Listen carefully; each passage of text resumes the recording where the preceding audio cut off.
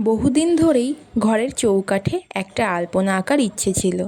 মাও আজ বলল, তাই রং তুলি নিয়ে বসেই পড়লাম। দেখো, প্রথমেই আলপনার একটি নকশা এঁকে নিয়েছি। তারপর আমার হাতে খড়ি মানে রং তুলিতে প্রণাম করে শুরু করলাম আসল কাজ। আমি একজন আলপনা শিল্পী, এটা ভেবে তোমরা ভুল করো না, শুধুমাত্র আঁকতে ভালোবাসি। তাই এই কাঁচা হাতের আলপনায় ভুল ত্রুটি অনেক হয়েছে।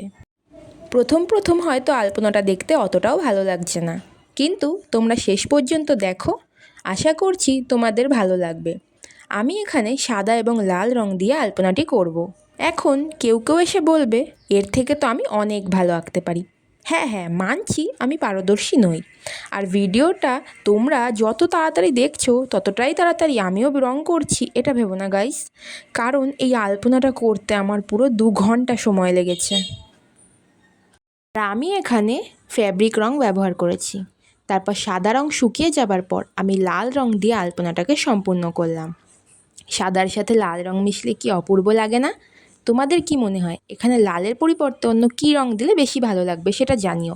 সর্বোপরি তোমাদের আলপনাটি কেমন লাগলো জানিও কিন্তু।